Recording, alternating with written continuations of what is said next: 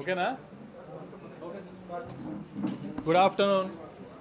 అందరు సినిమా చూసే వచ్చారా? అంటే మార్నింగ్ యూఎస్ రిపోర్ట్ ఇన్ఫ్లుయెన్స్ అయ్యి చూసారా, మామూలుగానే చూసారా? ఎలా ఉంది మరి? ఫోన్ చూసుకుని మాట్లాడుతుంది మామూలు స్టేటస్.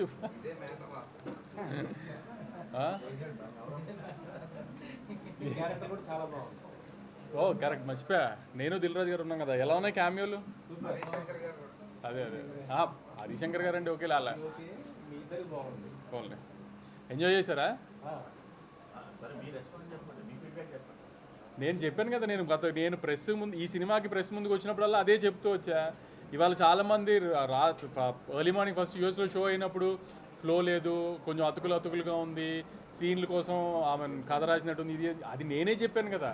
అదేదో పెద్ద సైంటిస్టులా మీరు కనుక్కున్నట్టు చెప్తారండి మళ్ళీ ట్విట్టర్లో.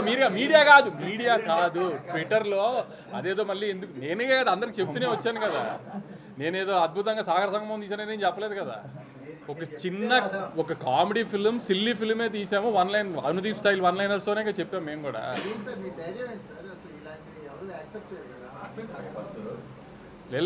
ధైర్యం ఏంటంటే, ఇప్పుడు అనుదీప్ లాంటి వాడితో సినిమా తీస్తున్నప్పుడు ఎప్పుడు ఆ రిస్క్ ఉంటుంది. కుదిరిన రోజు ఎంత పెద్దగా కుదిరితే అంత పెద్దగా కుదురుతుంది.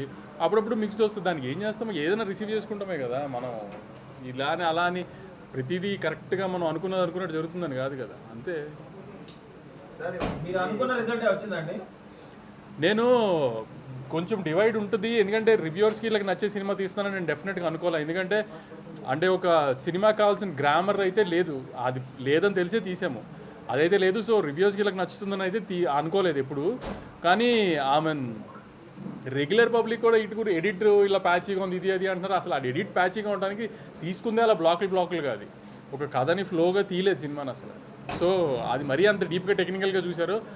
నేను ఫస్ట్ నుంచి అదే చెప్తున్నాను కదా, మీ అందరికి వచ్చి నవ్వుకుంటే వెళ్ళండి. ఖచ్చితంగా మ్యాక్సిమం నవ్విస్తానికి ట్రై చేసి నవ్విస్తాడు, అది దీపనే చెప్పాను నేను. దానికి ఎంతవరకు ఆమెను సాటిస్ఫై చేయగలిగాం లేదో చూసుకోవాలి అంతే. ఇంకా ఈ సినిమాల వరకు కొన్ని సినిమాలు అంతే కదా. అది నిన్న కూడా చెప్పాం కదా.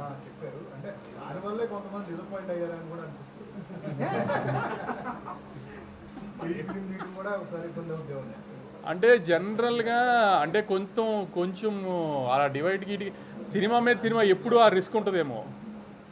సినిమా మీద సినిమా తీస్తే ఎప్పుడు ఆ రిస్క్ ఉంటుందేమో. కానీ నేను మళ్ళీ చెప్తున్నాను, సరే కొంచెము ఆమెను కథ ఇటు గురించి డిస్కస్ చేస్తున్నారు అన్నీ ఓకే. కానీ ఇప్పుడు కూడా నాకు డిస్ట్రిబ్యూటర్స్ నుంచి ఫీడ్బ్యాక్ వస్తుంది కదా. సెకండ్ హాఫ్ బాగుంది, లాస్ట్లో మదర్ ఎమోషన్ బాగుంది, ఫన్ పండుతుంది.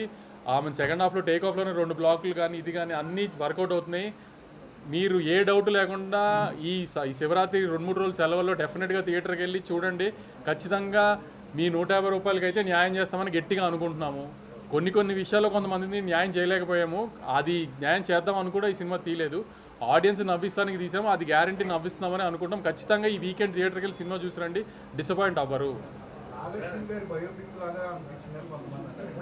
నేను కూడా చెప్పే కదా ఏదో ఇంటర్వ్యూలోనే ఎక్కడో సరదాగా. ప్రొడ్యూసర్గా పర్సనల్ ఎక్స్పీరియన్స్ కాదు, యాక్చువల్లీ నాకు అనుదీప్ చాలా తక్కువలో సినిమా తీసి పెట్టాడు. ప్రొడ్యూసర్గా నాకు ఇది హ్యాపీ సినిమా. నా కూతురు ఇంకా లేదు కదా, అంత పెద్ద కూతురు ఉంటే అప్పుడు అవన్నీ పర్సనల్ జరిగినాయి. అది చాలాసార్లు జరుగుతుంది కదా. 4 అని 40 చేయరు, కానీ అనుకున్న బడ్జెట్లో ఎప్పుడు సినిమా తీయం కదా. అది మనకున్న గొప్పతనం కదా అది.